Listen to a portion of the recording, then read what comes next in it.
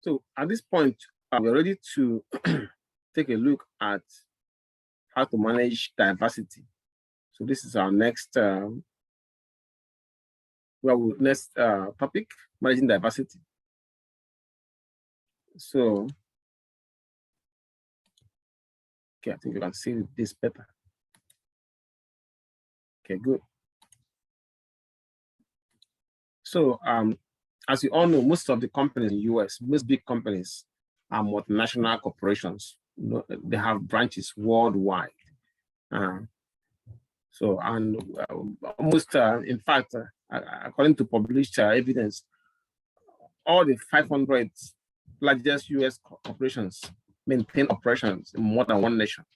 So it is important to know the cultural tendencies of their business partners, competitors, employees, and customers. Very, very important. It makes a lot of business sense. Example, for traditional Navajos, is a racial group. They believe in their culture is more of a collectivist culture. That means the group is more important than the individual. So in that particular group, it is dishonorable to be selfish. Well, I don't mean selfish in the bad sense of it. That is, just like saving money to help yourself. They frown at it because you are helping yourself, but you're not helping the group. That's the way they see it. That's the way they see it. So, in that kind of culture, to market, Miss Kenya, can you mute yourself, please? Shut up. Kenya, can you mute yourself? Well, thank you very much. Yeah. So inside culture, to market a product, a financial product like the individual retirement account, it would be like selling pork in a vegetarian convention, you know, very, very difficult. But if you can tailor it to a group, maybe a family, you know, then you might have some customers. So they have to understand this kind of things to make them operate profitable in different cultures. Now, this will lead us to our next concept. We're going to examine leadership patterns, behavior patterns. So leadership behavior patterns differ from one culture to another. The Malayan culture put a more, premium on harmony. So leaders in those kind of culture are more, I would say lenient and show a lot of compassion to their, workers. But in German culture, they are more interested in efficient performance. So the managers there are more of direct and more demanding, unlike the Malayan culture. Now, a very important concept we now examine. I've already mentioned it a little bit in the previous slide, but now I'm going to make an elaborate look, take an elaborate look into that. The individualism and collectivism. Now, individualistic cultures, like people in America and most Western countries, they seek personal growth, things like personal success, individual rights, and desire for freedom and expression are valued a lot. It is their way of life, individualism, self-reliance, and so on and so forth. So those culture does not look at the individual is more important than the group. So it's all about me. So the mothers in individual cultures, individualistic cultures, when compared to collectivist ones, speak louder, praise music louder, and so on and so forth. Then children are trained to be verbally assertive, autonomous, and influential. So it's all about the individual. So that kind of culture is we find in the United States and most of the Western Europe and other Western countries. Now, for the collectivistic cultures, this one is based on the worldview or the concept of collectivism. And this culture values group well-being over the individual interests. And we find this kind of culture in Japan, China, and most Asian and African countries are like that. People show more awareness of others' needs and understanding of others' perspective. Now, in that kind of culture, it's just like what is good for the society, for the for the village, for the family, extended families, what is good for them, not only what is good for the individual. So they believe that they need each other to survive, that kind of thing. So children in that culture are trained to be more accommodating and more considerate of others. So both of these type of cultural orientations have their advantages and their disadvantages. And I encourage you to explore more, research more on these two concepts. You'll see a very interesting articles on them. And then you can understand why US is US culture, in population, US citizens are the way they are, and why people from other countries are the way they are. Now, so bottom line is that if you don't understand this ethical principle or cultural norms and values of different societies, it will be difficult for you to adjust your policies and practices to meet those norms. So, but if you can do that, that means you can adjust your policies and practices to meet cultural norms. And then, of course, when we make customers from those different cultures happy, or workers from those different cultures happy, the money sales will start coming in, and with sales come profitability. Now, we can now take a look at diversity today. It has become broadened. It is now broadened to include so many other things like age, disability status, military experience, sexual orientation, economic class, educational level, personality characteristics, and lifestyle. So you can now see why, if you complete an employment application form online or on paper, especially for state jobs, for government jobs, or for big corporations, you see why they have all these questions about your disability status, military experience. Almost every government job, even most big companies, many job application forms require you to answer questions about this after you have completed the main part about your educational and professional qualifications. Then they will ask you about this, about your age. Well, not really, of course, they will take your date of birth during the application process, but they will ask you about your disability status, if you have if you're a veteran, or and so on and so forth. To ask you your gender, of course, and so it has become a way of life, which means that it is something that is unavoidable by the modern day managers and CEOs, which lead us to have this prescription about diversity. Well, the goal of this prescription is to turn walls in our mind and heart into bridges that will join and make a structure that is stronger than the individual cells. So in other words, to that end, remember, the CEO or manager, supervisor, business owner need to remember the following about diversity, or the people that they hire. The first one is to make sure that all people are treated with respect and dignity. So, and make sure that every person should model and reinforce an essentially democratic character and humanistic approach to life. So we should also, number three, is that we should value diversity, or that we should understand that diversity helps in providing strength and the positive advantage for organizations operating in multicultural environment. So at this point, we are ready to look at some of the best practices when implementing diversity.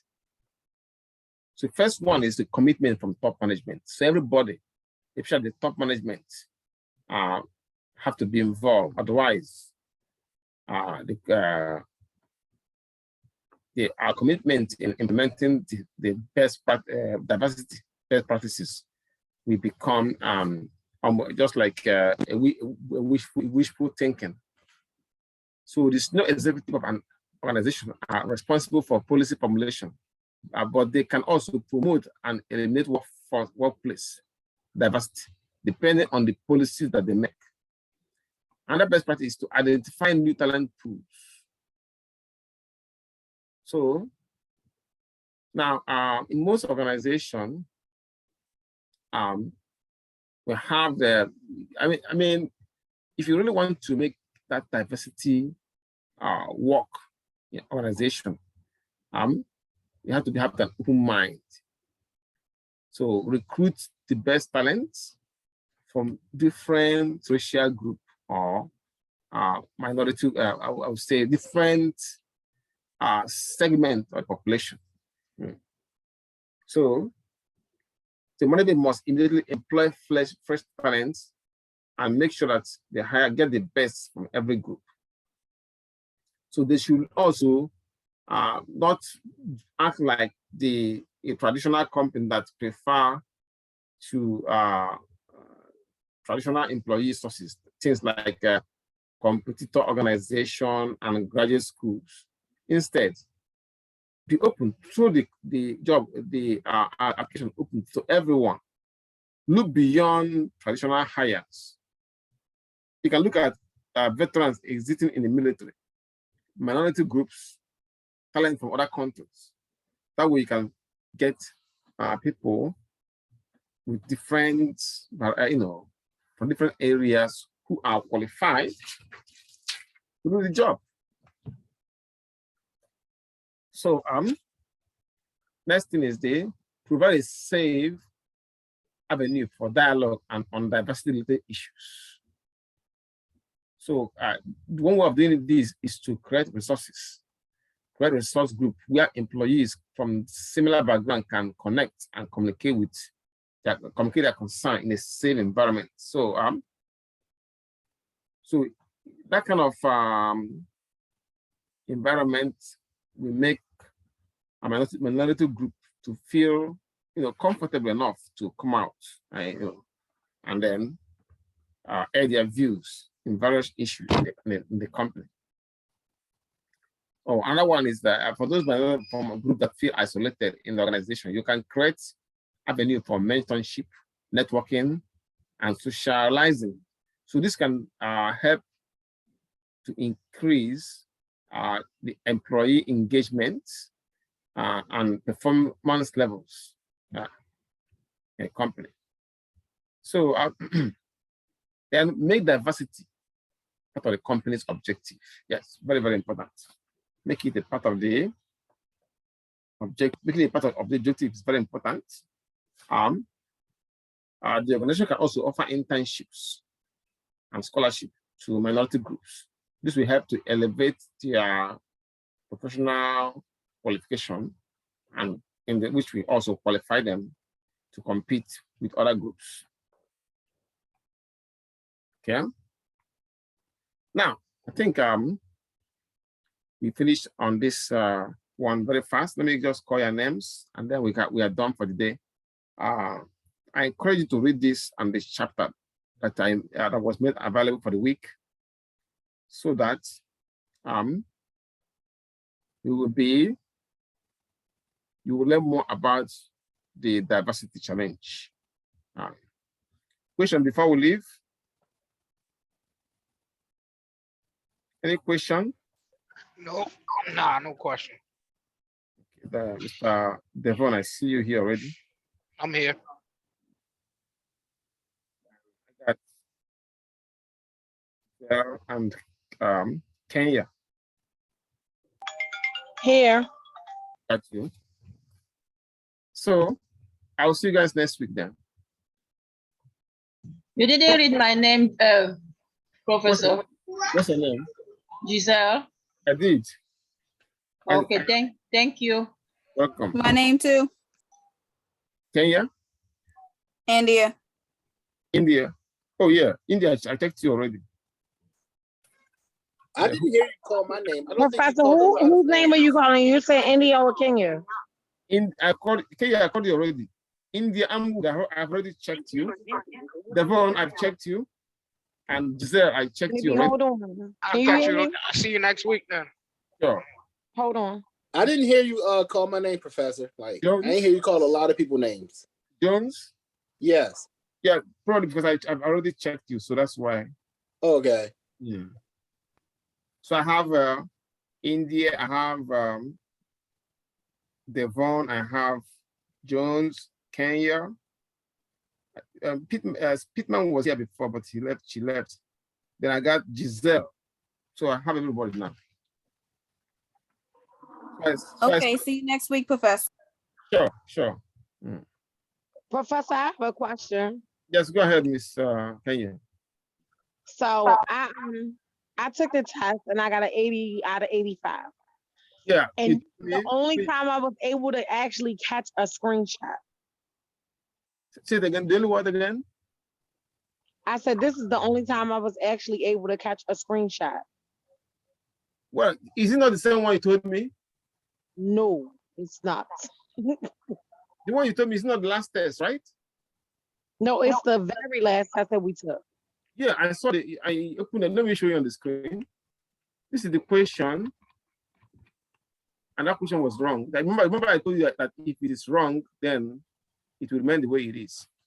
Your answer was Winston Churchill, which is wrong. The correct answer is rhetoric. Rhetoric is the use of language. Can you see the screen? Hello, Miss Kenya. Was that only one question? That's only one, yes. It's 5 points. That's why it's got 8 out of 85. That's the 80 out of 85? Yes, ma'am. So if you look at it, it says, who was the famous leader who made who made this statement?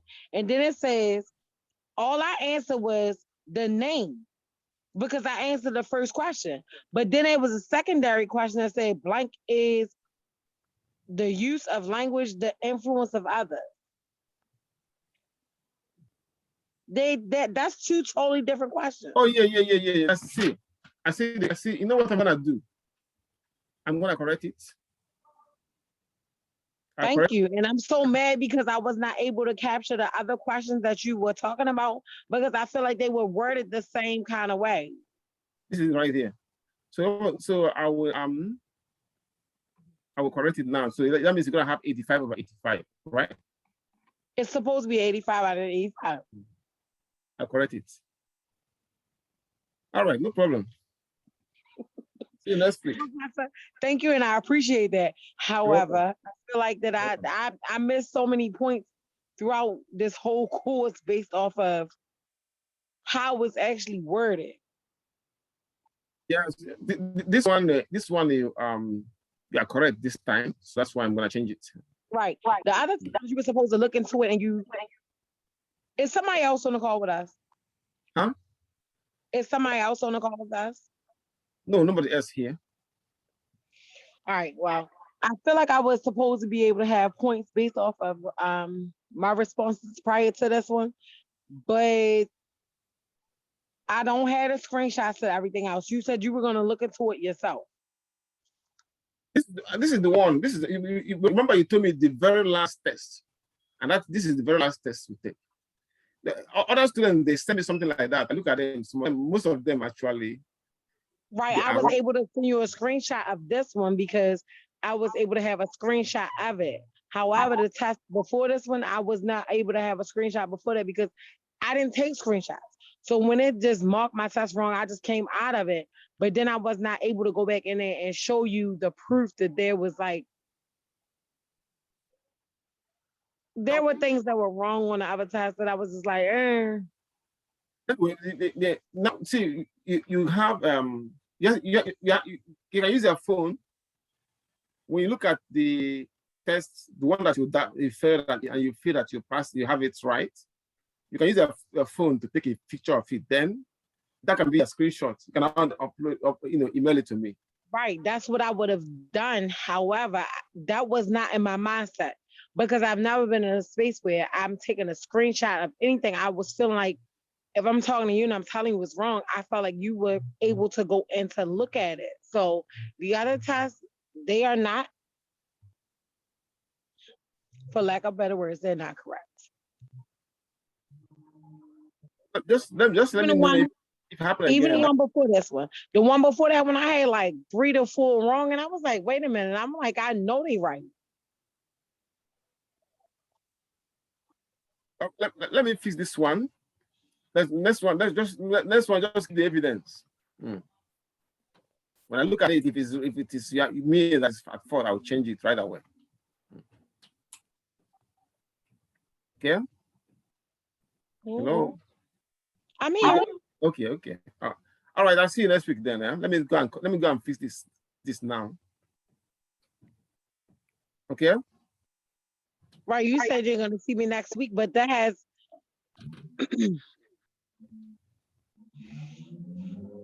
I'm gonna fix it now. This one now. So I'll see you in the class next week. That's what I said. right, but that's what I'm saying. So the tests that were prior to this week, they're not correct. Yeah. And I know they're right. Send me the email of the tests that you're talking about. But I don't. That's what our whole conversation was when I told you that I had no way to be able to go back and screenshot it, because if I go back and screenshot it, or if I go back and try to open up the test again, I didn't have any way to go back in the test and be able to show you proof of it without having to take the test all over again. Want to take it over again then? Oh, I don't want to take it over again. I don't know what else to do. I have to see evidence. Anyway, Mr. I mean, let me know. Let me know what's pleasure they say. This you are saying in America. What I really want you to do is to go back and look and see what the questions were that I got incorrect, or what were the answers that were supposedly incorrect. Professor, I promise you, I know I'm supposed to have at least an A in this class. At this point, I'm like riding a C in between a C to a B. Let's just do it test by test. Tell me another test. Send me an email. Tell me, let's do 2 tests at a time. Tell me another 2 tests that you think something like that happened. So I have to go back through the test again? No. What I'm saying is, he said I want me to go and look into them, right? Yes. Yeah. So like I said, let's do it 2 tests at a time. Send me an email, write 2 tests that you want me to double check again. Then I will do it by next week. Okay? I don't know if you understand what I say. Professor, I understand what you just said. However, it takes you so long to respond. And I'm not saying it like, I'm not trying to be disrespectful at all. Everything is respectful. Like, when I was like, looking at the test, I'm like, no, the beginning test. Hold on. We have some way anyway. We have to do it some way.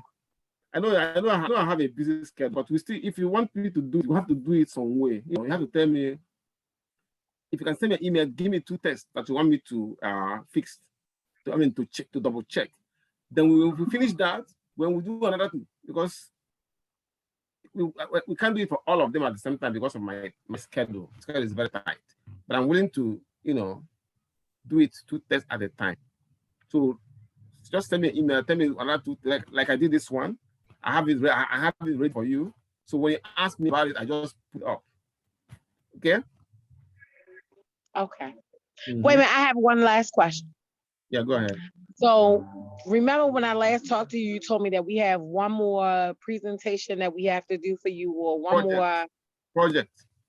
project. Yeah. Did you give it to us today? It's not ready yet. It's not ready yet. It's ready probably by this weekend. So how long are we gonna have on this presentation? It's not a presentation. It's just a project. You don't have to. It's like a paper, but this time is I'm gonna give you something to research on. You know, a leader to research on. So I will assign it to each of you. Each of you have a leader, separate leader to research on and write about. You said each of us will have a leader? Yeah, to research on and write about. Oh, that'll be the last one. Why are you laughing? I understand that because I've never this is the lowest grade I've had since I've been in BCCC, and I bust my tail to make sure everything is always right. So I feel like that at this point, I'm like, what am I doing wrong in this class? And I need to figure it out because I need to figure out what. Miss Kenya, you are just about to have an 85 by 85, 100%.